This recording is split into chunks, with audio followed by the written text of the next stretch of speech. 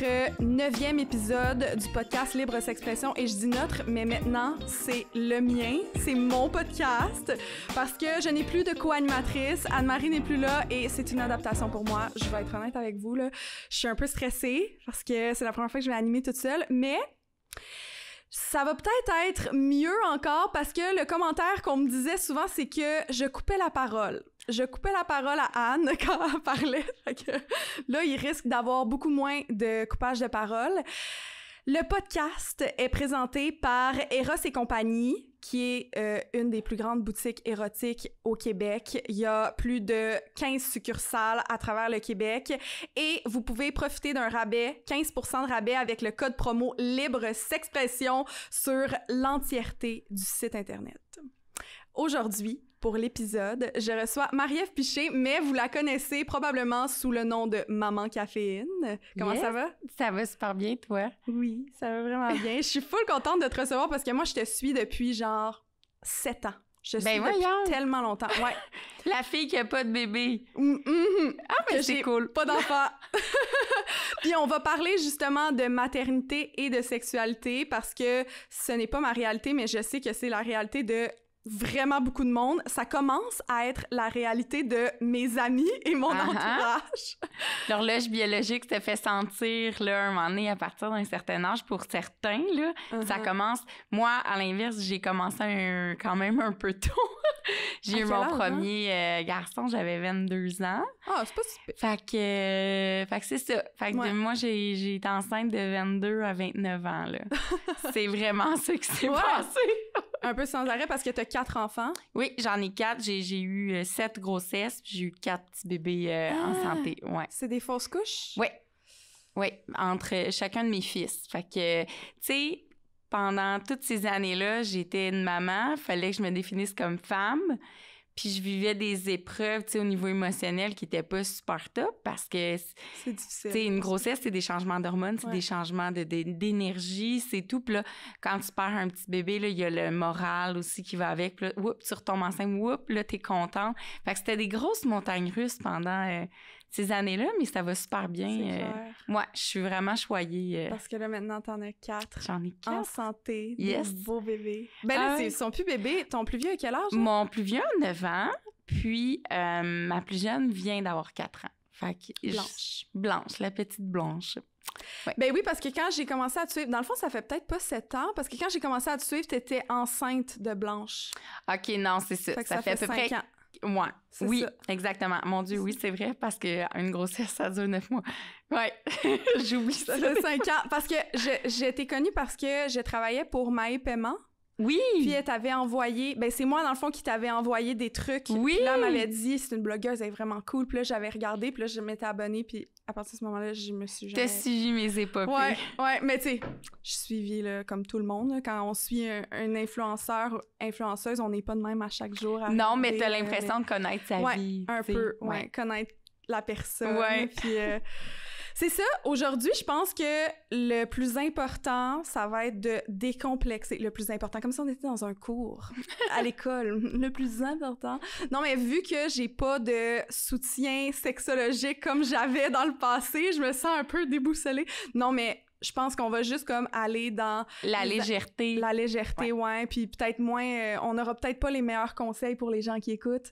Puis, ben, je pense que toi non plus, tu sais, chaque personne a une réalité différente, puis on n'a pas étudié en sexologie, mais je pense que... au-delà des conseils physiologiques, je pense qu'on peut quand même offrir des conseils déculpabilisants pour les femmes, majoritairement des mamans, mettons. Ouais, c'est ça, exactement. Fait que là, ma première question que j'aimerais te poser, c'est comment tu fais pour conjuguer maternité et sexualité? Parce que là, t'as un nouveau chum. Oui, j'ai un nouveau chum. J'ai un nouveau chum, fait que là, j'ai à nouveau 15 ans, là. Oui. C'est ça qui se passe. Je sais que pour peut-être les femmes qui se sont pas séparées puis qui sont avec leur conjoint depuis 10, 15, 20 ans puis qu'il y a des enfants dans le décor, j'ai quand même passé à travers cette réalité-là, là, au sens qu'avec le papa des enfants, j'avais été quand même 10 ans avec. Honnêtement, si ton couple va bien, je pense que c'est comme un peu un cliché puis une légende urbaine que maternité et sexualité font pas bon ménage. Tu sais, je veux dire, j'en ai pas eu 4 pour rien, là. Ils sont comme ils ont été fabriqués. 7? 7 en tout, ouais, tu sais. Fait que, mais en ce moment, tu sais, si je veux focuser sur en ce moment, ça va mieux que jamais, là. Tu sais, j'ai un chum qui m'épanouit à tous les niveaux et toutes les sphères de ma vie. Et on réussit drôlement bien, en fait, à... Concrètement, on trouve... Ben, on fait autant l'amour qu'un couple normal. Genre, comme tous les soirs, on fait l'amour, puis on a des enfants dans la maison. Mais c'est ça. Mais c'est quoi tes trucs? Hey, ils se couchent un moment donné, je veux dire, ils sont pas dans mes bras tout le temps, tu sais. C'est sûr que, mettons, je parle à une maman qui m'écoute qui a un petit bébé en ce moment, puis qui fait pas ses nuits, puis qui se réveille. Je sais qu'en ce moment, t'as envie de m'envoyer chier, OK? Ouais. Je vais juste te dire, ta vie elle est pas finie là. Un moment donné, il va dormir. Puis moi, je me souviens, pendant qu'un bébé dort, avant le prochain réveil, comme c'est une envie de pogne, t'as le droit, là. Tu sais, je veux dire, c'est sûr que comme parent, tu deviens plus créatif. Ouais, mais c'est là que tes petites dates des premiers mois ou de tes dates d'anciens gars que t'as peut-être vus dans ta jeunesse puis que tu faisais des affaires comme vite dans le garage ou vite dans le cabanon. Ah, là, ça revient parce que t'as pas le choix. C'est plus tant pour le thrill, mais plus pour l'efficacité de la chose. Ah! Ouais, un parent peut se rendre compte qu'il y a plusieurs pièces de sa maison qui étaient sous-estimées. Sous-estimées, c'est ça? Oui. Le garage, la salle de lavage. Ah! Hey, une salle de bain, ça se barre. Ben oui. Ben oui. Crime, une des seules pièces de la maison, d'ailleurs. Qui se barre, puis j'en ai même un qui est débarre, fait qu'il faut faire attention, mais non, tu deviens créatif. Tu t'adaptes avec le son aussi, tu t'adaptes ouais, c'est beaucoup. Ça. Tu deviens un super humain qui fait ça en silence. Ouais. Puis il y a quelque chose, je pense, qui peut même être excitant là-dedans. Tu sais, parce que tu reviens un peu le « il faut que je me cache ». Mais non, la sexualité fait partie de ma... Moi, j'ai jamais été fermée, puis ultra me cacher, puis éviter parce que mes enfants... Non, Puis honnêtement, je pense que c'est sain. Puis mes enfants ne m'ont jamais parlé d'être traumatisés de quoi que ce soit, ne me sont jamais revenus avec des questions par rapport à ça. Et si ça arrivait... ben je serais juste très ouverte de leur en parler. Je te dis pas qu'on fait des cochonneries devant mes enfants. Ouais. Je te dis juste qu'il y a des lieux, des moments pour le faire, mais ils sont pas inexistants. Tu sais, c'est ça que je comprends pas. Il y a certaines femmes qui s'en font tellement avec ça. Tu sais, quand tu t'es maman, avant de tomber enceinte, t'étais une femme. T'as eu des bébés, mais t'es encore une femme. T'as le droit de porter ce chapeau-là de femme, mais il faut que tu le mettes. T'sais. Est-ce que tu te crées un horaire un peu? Non, il faut pas. Hey, j'haïs ça. Des fois, c'est ça, mon chum me disait, hey, tantôt, je suis comme, non, tu le cales pas. Là. Je sais que ça va arriver tantôt, ça arrive tout le temps, mais je veux pas que tu le cales. Ouais. On cale pas ça brise le momentum, puis c'est comme la pire affaire à faire, je pense, pour des nouveaux parents. Hey, à soir, hein? Ben, ce qui arrive, c'est que si monsieur vit un stress dans sa journée au travail, ou maman, ou elle est avec bébé toute la journée parce que c'est un nouveau-né, puis là, finalement, rendu à 4 heures de l'après-midi, man, elle est plus capable, mais fatiguée, là. Elle vient de te pogner une crampe, elle a allaité toute la journée, elle a les seins, genre, à vif. As-tu le goût, man, pour vrai? Tandis que si ça avait pas été calé... Il n'y a pas de pression. Il n'y a pas de cette pression-là, puis à la limite, elle s'attend à ce qu'il se passe peut-être d'autres choses. Elle va peut-être se laisser aller parce qu'elle y pense plus, tu sais. Fait que je pense que... Puis messieurs, soyez donc bien compréhensifs avec votre blonde. Tu sais, là, quand le médecin te sort de l'hôpital puis il dit « Dans 2 semaines », c'est parce que c'est pas obligé, dude. Mets pas un X sur le calendrier. Puis toi, madame, donne-toi pas de pression que dans 2 semaines, il faut que tu repartes la machine. Puis si c'est avant, c'est correct aussi. Ça m'est arrivé.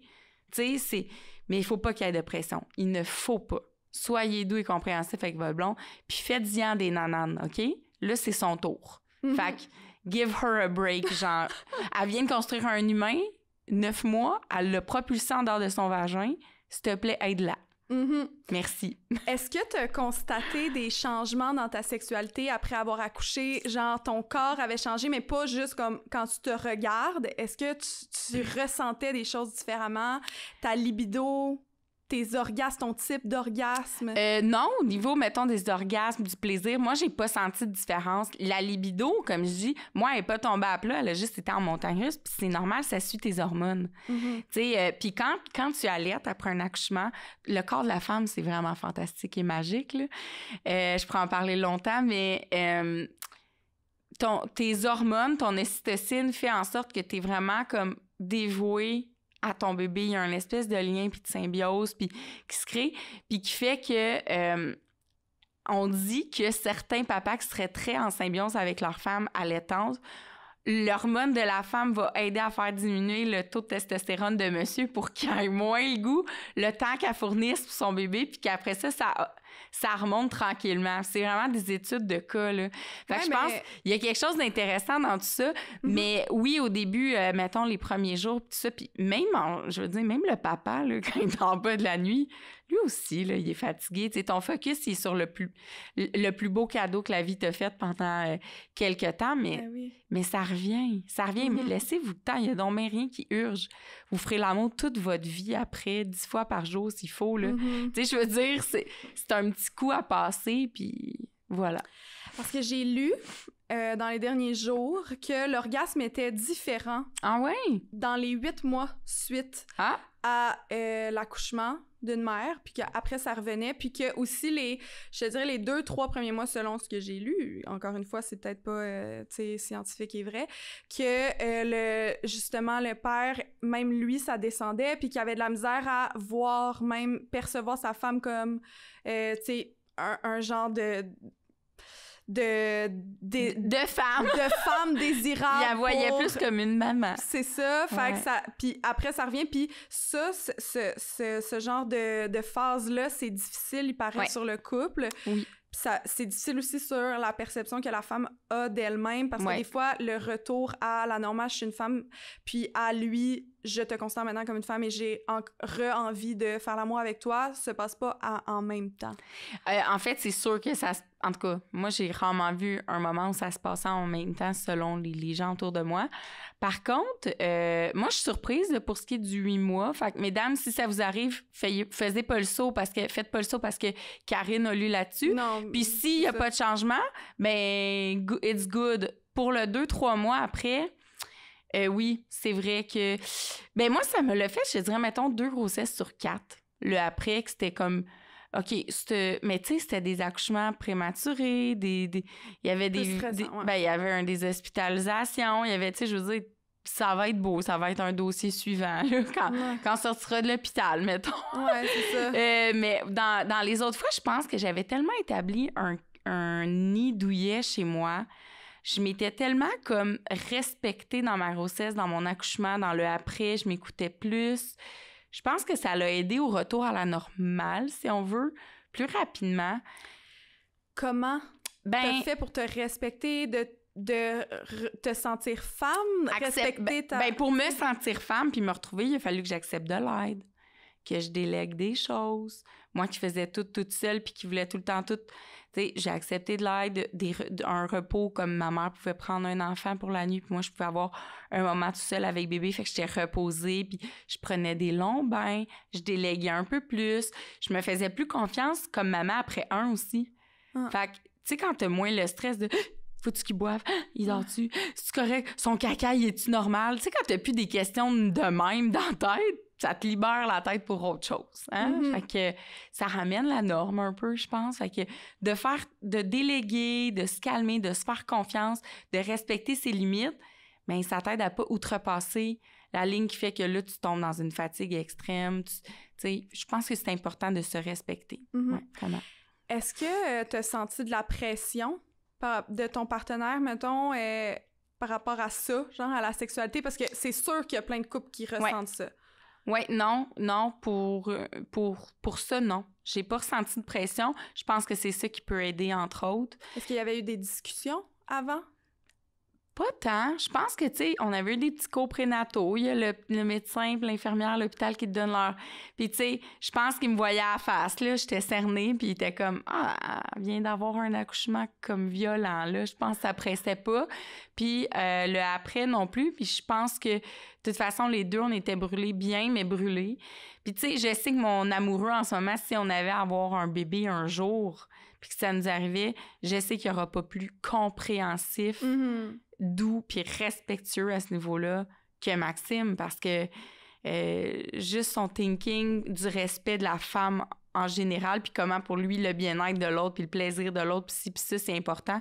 Je sais que pour lui, ce serait même pas excitant de sentir qu'il met de la pression.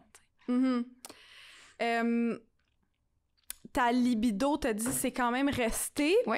Mais mettons, t'as dit que t'as eu 2 grossesses qui étaient comme différentes. Ouais. Est-ce que t'as fait des choses différentes pour stimuler ta libido? Mettons, là, des gens qui sont comme « Hey, moi, j'aimerais tellement ça, mais j'en ai pas de libido. » Est-ce que t'avais des...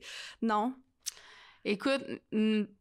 Ces grossesses-là, en fait, c'est que j'étais même à risque. Tu sais, c'est sûr que pour celles qui écoutent peut-être puis qui comprennent cette phase-là, c'est pas facile. Parce que, tu sais, moi, j'étais une fille qui s'entraînait jusqu'à la veille d'accoucher, là, mettons. Là, j'ai tout le temps été super active. J'ai tout le temps dit, quand t'es enceinte, t'es pas malade, là. Mais il y en a pour qui c'est vraiment difficile, qui ont... Fait que même mes grossesses difficiles, j'arrêtais pas 2 secondes. C'est juste que quand arrivait le soir... T'étais épuisée. J'étais épuisée. J'avais fait tout ce que j'avais... Tu sais, j'avais respecté ma limite, mais là, rendu au soir, j'étais comme... Ah, ben là, tu vois, ce serait peut-être dépassé comme... Puis il fallait faire même attention à un certain moment. Tu sais, il y a même des fois où... Moi, vers la fin, j'étais dilatée déjà. J'avais commencé... Mon col avait commencé à s'ouvrir, puis tout. Il déconseillait fortement des rapports, là. OK. Ouais. Pendant un certain temps. Parce que là, comme on veut pas que ça déclenche... Fait que, ouais. Ah, fait que faire l'amour quand t'es enceinte, ça peut déclencher... Dans un début de travail, oui, parce que le spermatozoïde, le sperme, en fait, contient quelque chose qui peut aider à faire mûrir le col quand on est près d'une date prévue ou d'un moment prévu de l'accouchement. Puis ça, on appelle ça la méthode à l'italienne. Comment ça, tu sais-tu? Aucune idée. Non? Aucune idée. Mais des fois, comme... Puis y a-tu de quoi de plus chiant pour une fille qui est enceinte de 39-40 semaines de se faire dire parce qu'elle est plus capable? Puis elle se dit là, genre, t'as essayé la méthode à l'italienne? Il y en a qui sont comme tabarnane. Je me sens comme une baleine, man. Penses-tu que c'est la dernière affaire que j'ai le goût de faire ce soir? J'ai pas le goût, je m'endure pas, je dors pas de la nuit, j'ai des reflux gastriques, j'ai de la misère à me tourner de bord dans le lit. Veux-tu vraiment que je fasse ça? Mais il y en a qui se disent, OK, c'est un coup, man, c'est le tout pour le tout. C'est ça. Ouais, mais genre, je comprends qu'il y a des filles qui ont pas le goût, misère. C'est parce qu'être enceinte, c'est ça, c'est différent pour tout le monde. Fait que... Puis quand t'as des enfants... Ouais. Là, il y a tout le « faut que tu parles de sexe ». Là, sûrement que ça commence à avoir des questions. Non, ton petit gars de 9 ans, il doit avoir des questions. Non! Je suis comme chanceuse, j'ai un petit pudique, bien pas curieux de ça encore. Mon deuxième non plus, ils m'en ont pas vraiment parlé. C'est juste que à un moment, j'ai senti « Ah! » Tu sais, il y a une couple d'années, j'ai fait « Non, on prend plus notre douche ensemble. » Je le sens qu'il y a une timidité. Lui, il me regarde différemment. Tu vois qu'il y a un mal. Ah, tu vois, c'était la dernière fois parce que je prends ma douche avec mes enfants. J'assume totalement ça. Mais là, tu vois, avec... Jusqu'à quel âge? Ben, tu vois, Léo, là, à 5 ans, c'était fini, là. Ouais. Robinson, on prenait notre douche les 3 ensemble, mettons. Fait que, ben, je la prenais avec tous mes enfants. J'avais une grosse douche. Mais, mettons, je sais pas, moi, ils se sont rapprochés les 3 premiers, là. C'est les 3 en 3 ans et demi. Fait que, mais, tu sais, Léo, lui, a commencé à arrêter, puis Robinson aussi, mon deuxième. Puis là, je prenais juste avec Balzac, mon bébé. Puis là, les 2 frères, ils prennent leur douche. Puis là, je sens dernièrement, Léo, il demande d'aller prendre sa douche en haut, lui, tout seul. Fait que, tu sais, je respecte au bout de ça. Ils veulent plus changer devant nous. Ils veulent plus... C'est correct. J'ai Balzac, mon troisième, c'est un petit gars très, très immature pour 5 ans encore, au sens qu'il est pas rendu à 5 ans, là, lui. Là, il est encore... Lui, il prend sa douche avec sa petite sœur, puis les 2, ils sont pas là. Mais ma fille, qui vient d'avoir 4 ans, j'ai remarqué une différence entre mes gars et ma fille. Elle remarque, puis elle pose des questions sans filtre. Puis t'as son frère qui la regarde, puis Lui, il a aucune idée de quoi qu'il parle. Quel genre de questions? Ben, tu sais, dans le bain, maman, il est tombé où, mon pénis? Fait que là, j'y explique. Je dis, toi, t'as pas un pénis, toi. Tu sais, t'as une vulve, puis t'as un vagin. Ah, le pénis, il est dedans. Non, pas encore. On n'est pas rendu là. Tu sais, pis t'as mon gars qui est comme, il comprend pas. T'sais, il regarde même pas sa sœur. Lui, il en a rien à battre. Il joue au camion, puis that's it. Puis elle remarque plus, tu sais. L'autre jour, elle me dit, regarde, mes seins, ils ont poussé. Fait que là, je suis comme... Elle a quel âge? Ben, 4 ans. Ils n'ont pas poussé, on s'entend, mais... tu sais, elle pose des questions comme ça, tu sais. Ouais. C'est comme... Puis là, l'autre jour, elle me dit, maman, quand je vais être grande, est-ce que je vais avoir des grosses fesses comme toi? Je suis comme, oh, merci, t'es fine. T'es tellement bonne pour mon estime. Tu vois qu'elle remarque le corps. Mais c'est bon faire ça, tu sais, comme d'associer le gros, à grand. À grand, à beau, à merci, c'est gentil, j'apprécie. Mais elle est vraiment comme elle remarque beaucoup le corps, les différences, elle. Est-ce qu'elle m'a demandé comment on fait des bébés? Pas encore. Pas encore. Est-ce que j'ai lu des livres sur comment on fait les bébés? Oui. Oui. Elle a lu des livres? Je les ai lus assis avec eux l'histoire du soir. Un soir, elle m'amène un livre. C'était un livre de comment on fait les bébés qui était dans la maison depuis longtemps. J'ai déjà lu au plus grand. Mais tu sais, après 2 fois que je l'ai lu, même pas, il y avait pas cette curiosité-là encore. Ouais. Mais je me dis, ça va venir. Et si jamais je ne sens pas que ça vient, mon inquiétude, moi, c'est que ça rentre au secondaire pas éduqué. Mais je sais qu'à l'école, ils ont des cours d'éducation à la sexualité. Fait que moi, ça me rassure parce que je me dis, s'il n'est pas à l'aise d'en parler à moi, je sais qu'à l'école, il y a de la matière, puis je propose des fois comme ça, vous avez fait quoi aujourd'hui? Ah, tel cours, vous avez eu un atelier là-dessus? Est-ce que tu avais des questions? Tu sais, puis des fois, c'est de le prendre un par un à part aussi, tu sais. Fait que je veux juste les éduquer avant qu'ils grandissent trop pour être sûr que tout est beau et tout est A1, tu sais. Ouais. Mais c'est sûr que mes fils, moi, j'ai pas un malaise, mais je me sens moins complète pour répondre à certaines de leurs questions. Ma fille, ce sera all-in, mais tu sais, mes garçons, par rapport à eux, leur vision et leur ressenti, je vais laisser ça une partie à papa, je pense.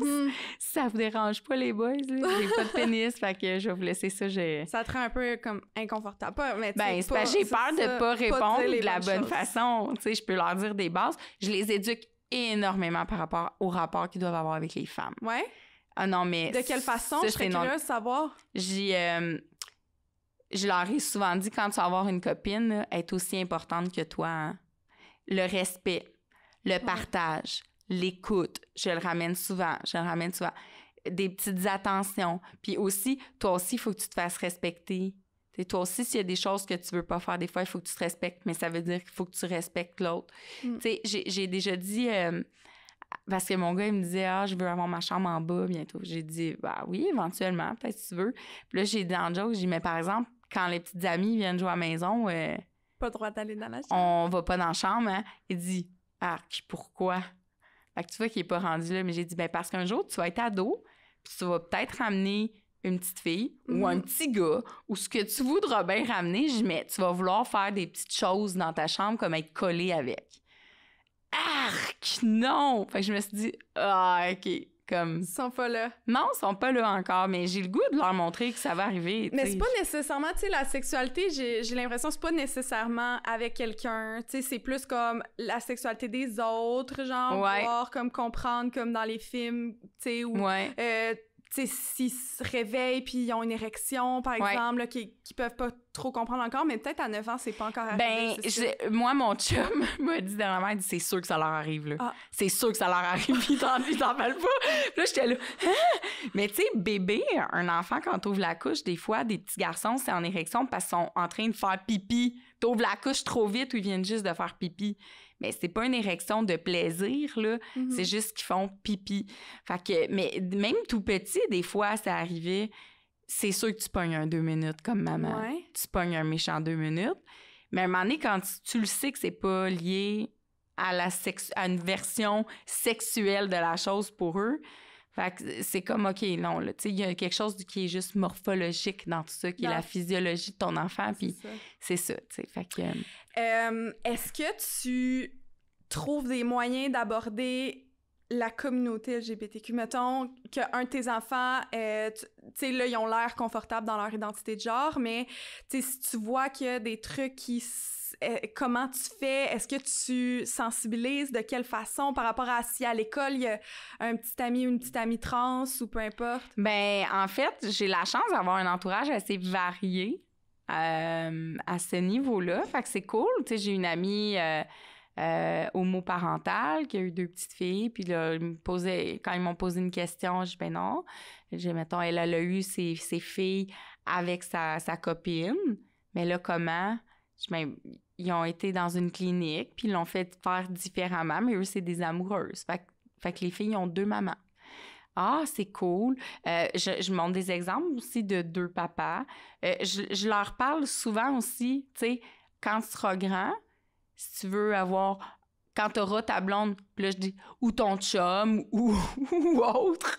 Tu sais, je suis rendue que je l'intègre. Tu le dis tout le temps. C'est ça. Fait que pour eux, c'est comme normal. Ouais, puis je pense que les enfants, de plus en plus, c'est l'éducation qu'ils vont recevoir grâce à peut-être notre génération, puis je trouve ça hot. Parce que pour eux, c'est plus quelque chose de tellement traumatisant, honnêtement. Ils en ont des amis à l'école qui ont 2 papas. Puis ils en ont des amis qui ont 2 mamans. Puis c'est très chill. Ils vivent très bien avec ça. Fait que je sens pas que j'ai un besoin de sensibiliser. Je pense que c'est déjà fait en amont. Puis moi, je continue juste là-dedans. Il n'y a même plus besoin de rien. J'ai juste l'impression que je le fais à la maison, mais c'est déjà fait. Ouais, juste la vivre comme ça fait. Ouais. Puis est-ce qu'il y a des... sur les identités de genre, par exemple, quelqu'un... Tu sais, comme là, t'as dit Blanche a demandé « Mon pénis est où? J'ai échappé mon pénis. » Là, est-ce qu'il y avait comme un... Ben, ça se peut que t'aies pas un pénis, mais que tu te sentes comme un garçon, mais normalement, les pénis, c'est aux garçons. Ben, en fait, je pense juste qu'elle se sentait moins complète que son frère, ou elle se disait « Il est où ce bout-là? » Comment ça, moi, je l'ai pas? Fait que je lui ai expliqué, puis c'est là qu'on tombe dans les garçons, quand ils naissent, sont comme ça, les filles sont comme ça. Je pense qu'elle est trop petite à tout juste 4 ans pour comprendre que certains sont pas bien dans... Mais j'ai aucune limite, j'ai aucun doute, je veux dire que Blanche est très bien dans son identité. Ouais. Si je ressentais, par contre, le contraire, j'irais all-in dans la suivre là-dedans pour l'accompagner, par contre. C'est sûr que je lui montre la différence. Tu sais, je veux dire, physique, il y a une différence, elle existe. Est-ce qu'elle est appropriée à la personne qui la porte?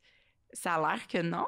Parce que j'ai une amie, moi, qui c'était jadis une Marie quelque chose, puis elle est devenue un autre nom. Fait que... Maintenant, c'est garçon. Ouais, puis un homme, là. C'est un homme. Un homme, mais comme à s'y méprendre. Fait que je trouve ça magnifique. Je trouve ça magnifique parce que cet homme-là, aujourd'hui, est épanoui. Mais la Marie, quelque chose du temps, ne l'aurait pas été, mais clairement pas. Fait que c'est sûr que j'accompagnerais mes enfants all-in dans ça. Puis elle n'en a pas à l'école. Ben là, Blanche, elle est à la garderie. Fait que non. Les garçons, je ne crois pas à l'école. Non. Vous n'en avez pas. Puis j'ai l'impression que je suis quand même impliquée beaucoup dans l'école puis dans le milieu scolaire de mes enfants. Je suis sur le conseil puis blablabla, là. Non, j'ai l'impression que j'en aurais eu vent, tu sais. Puis c'est correct parce qu'on veut sensibiliser aussi. Ouais, ça aurait été cool. On veut cool faire régner le respect, là. Fait que non. Mais ce serait cool. Honnêtement, c'est normal. Je trouverais ça cool qu'ils soient confrontés à ça à leur jeune âge dans des amis. Ah ouais? Parce qu'il y a des enfants à l'école ou à la garderie que c'est juste jamais...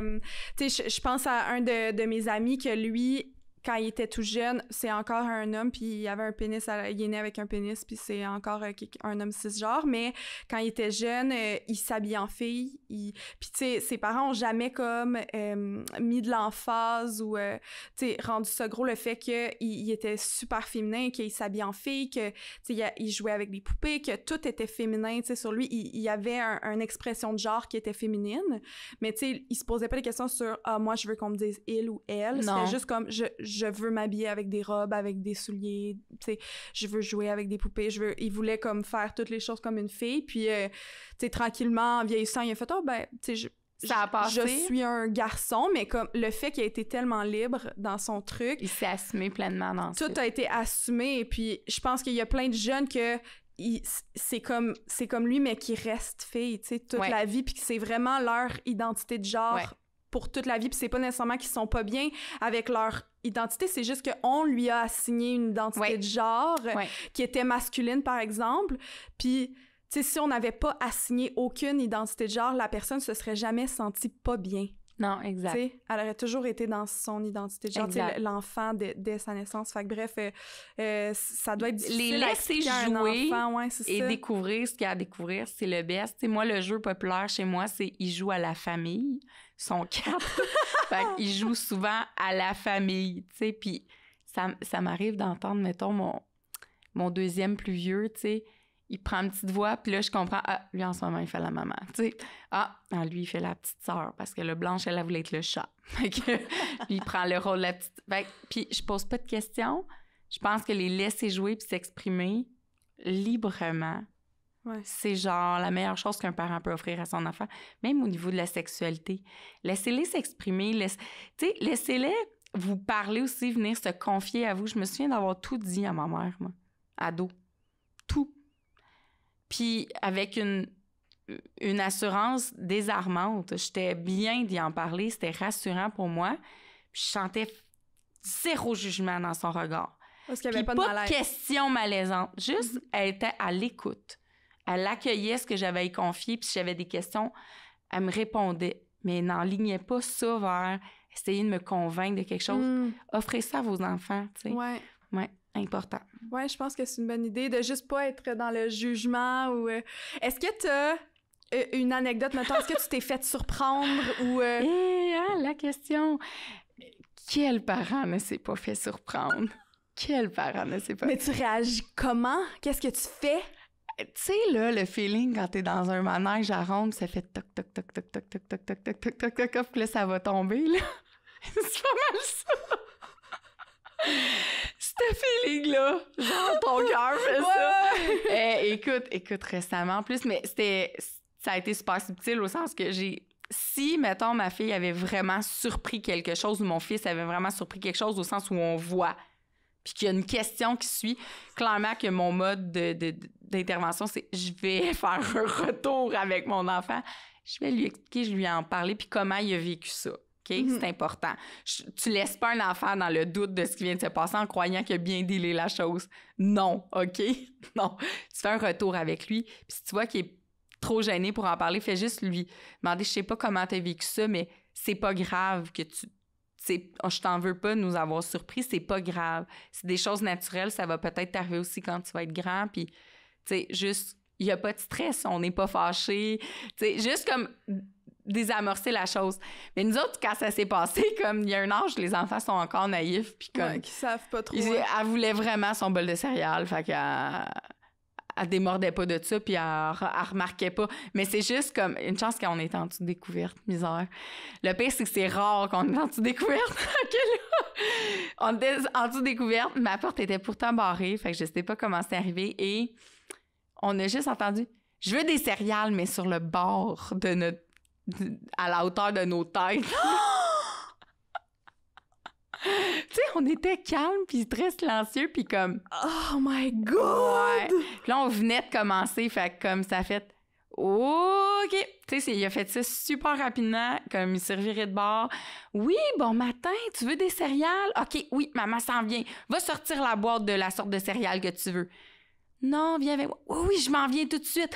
Va sortir ton déjeuner, fais-moi une surprise. Ah, OK, là, elle part. Puis là, je suis comme, c'était moins une. Mais tu sais. Puis elle a zéro, tu le sais qu'elle a pas. Non, je le sais, je l'aurais su. J'aurais vu dans son visage, j'aurais vu dans ce qu'elle me dit. Puis là, elle avait hâte que j'aille servir ses céréales. Puis elle me jasait de son rêve, puis de son matin. Puis tu sais, fait que c'est la fois où c'est arrivé. Fait que là, je touche du bois pour que. Mais je trouve mon chum excessivement bon de dealer aussi dans tout ça parce qu'il est très, très, très discret, très low profile là-dessus. Il veut vraiment pas que ça traumatise les enfants. Il est ultra respectueux. Puis tu sais, je veux dire, il y a bien des gars qui auraient turn off d'arriver dans la vie d'une fille qui a 4 kids. Ouais. Mais pas Maxime, tu sais. Puis il me considère comme une femme et pas juste comme une maman. Fait que c'est ce qui me comble, je pense, overall, c'est que je me suis vraiment sentie aussi femme qu'avec cet homme-là, tu sais. Ouais. Fait que lui, il a vu au-delà des 4 enfants, il a vu la personne, puis il me traite comme cette déesse que je mérite d'être traitée. Ça doit être tellement valorisant. Ouais, il honore mon temple, je vous le dis. Ouais, clairement. Ah oui, c'est comme maman, là. un moment donné, faites ce choix-là de vous honorer un peu. Voilà. Ouais. C'est tout ce que je peux dire. Ben d'ailleurs, s'honorer en tant que femme. Oui. On est quand même présenté par Eros et compagnie. Fait que j'ai des petits cadeaux pour toi, puis je veux te présenter. C'est avant. Noël. Ouais. Là, le premier, c'est quand même un peu cliché, là, puis ça fait quand même 4 ans ton dernier enfant? Ouais. C'est ça, tu sais, quand même, là, mais c'est les boules, la totale, c'est des boules de Kegel. Chinoises. Ouais, des boules chinoises. C'est pour faire les exercices de Kegel. C'est sûr, c'est pour renforcer le plancher pelvien, Oui. là. C'est comme ça qu'on connaît Oui. le produit en général. Mais il y a vraiment d'autres utilités, puis je veux te les présenter parce que je sais là, que t'es nouvellement en couple. T'essaies Go. plein de Ben là, trucs. c'est ça. Mes Kegels vont bien, mais ça veut pas dire que je suis pas intéressée par la suite. Les boules de Kegel, quand tu rentres à l'intérieur de ton vagin, t'as ton point G, Ouais. qui est comme une extension de ton clitoris. Plus tu le stimules, s'il a jamais vraiment été stimulé, t'auras pas tant de sensations, puis ça va être extrêmement difficile d'avoir un orgasme qui est comme complet, tu sais, parce que je veux pas dire un orgasme vaginal parce que ça existe pas vraiment, tu sais, le point G, c'est le clitoris au final, mais d'avoir un orgasme qui vient du point G. Puis plus tu le stimules, plus tu renforces ton muscle, plus ton orgasme va être gros, plus les sensations vont être intenses aussi, puis ça va être de plus en plus sensible et agréable. Fait que ça, il recommande de le mettre à l'intérieur justement genre 30 minutes par jour quand tu prends une marche ou peu importe. Quand je prends une marche. Quand vous me croiserez dans mon quartier, sachez-le. Mais ça va stimuler le point G, fait que ça va pas le stimuler, tu vas pas avoir genre du fun, mais ça va renforcer ce muscle-là. qui va faire en sorte qu'après, dans tes relations sexuelles, tu vas possiblement avoir plus de plaisir. C'est, tu sais, c'est ça sert pas juste à, mettons, les mamans qui veulent renforcer leur plancher pelvien, là. Mais les filles, sachez que c'est important de le renforcer pour aller Ouais. chercher une valeur optimale après. Ouais. Et Clairement. faites attention à ça. Ça peut aider, c'est un cadeau. On te l'offre. Je vais faire un beau live dans lequel je vais les porter et vous les présenter une joke. J'attends et je vais le repost. Vendredi, boule chinoise. J'ai amené ça aussi. C'est le J-Pop 2. My Puis, God! ça a la même fonction à peu près que les boules chinoises. Là, ça a l'air de vraiment faire peur. Ben, ça a l'air d'un appareil Bluetooth ou d'un micro. Regarde, je vais te le montrer. Moi, je voyais ça de même. Oui, d'accord. Oui, bonjour, je suis Tim Martin, je peux prendre votre commande? Oui, OK. Non, on n'en a plus de cette saveur-là. Oui, parfait. OK, c'est beau. Passez à la caisse. OK, non, mais pour vrai, je veux savoir vraiment. Ben, ça, c'est le 2 qui est comme courbé, fait que tu peux l'utiliser seul, tu sais, juste toi-même. Mais là, je vais l'expliquer, mais c'est aussi pour stimuler le point G, parce que quand ça fait, je vais être honnête, là, ça fait un peu mal quand tu rentres. Pas que ça fait mal, mais dans le sens que tu le sens, tu sais, c'est... Mais après, ça cogne directement à l'endroit qui est comme ton point G, fait que tu vas aller stimuler. C'est correct, c'est pas lui que je n'ai jamais utilisé celui-là. C'est correct. J'espère que je viens de le mettre sur ma bouche et mon oreille. Tout va bien, je l'ai jamais utilisé. Mais c'est ça, fait que tu peux commencer avec le petit puis stimuler, même chose, puis à force.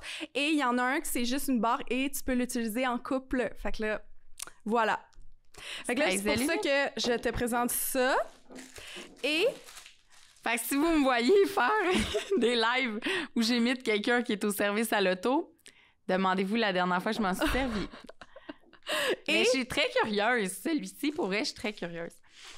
Le dernier, Oui. c'est le discret. Et là, je veux pas l'ouvrir vu que c'est le tien. Je vais te le laisser.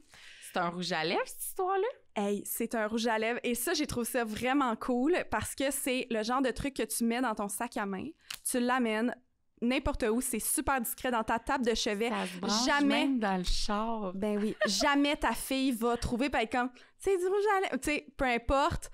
Jamais ta fille va être comme c'est un jouet Tout sexuel. petit format, c'est plus petit qu'un flacon de parfum. Et voilà. C'est cute à mort. Exactement. Rouge à lèvres, c'est le cas de le dire. Voilà. Ça s'appelle le discret. C'est le discret. Puis ça, c'est un jouet pour les mamans, là. Ben voyons! Là, faites juste attention, les filles. Quand vous arrivez au pédiatre puis que vous sortez l'intérieur de votre sac à couche pour trouver le carnet de santé, faites attention à où vous avez mis votre discret. Mais tu vois, ça va.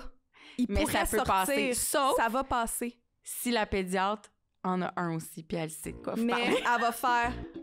Elle va vous donner un petit clin d'œil. That's it. Merci, Marie-Ève. Merci à toi, Karine.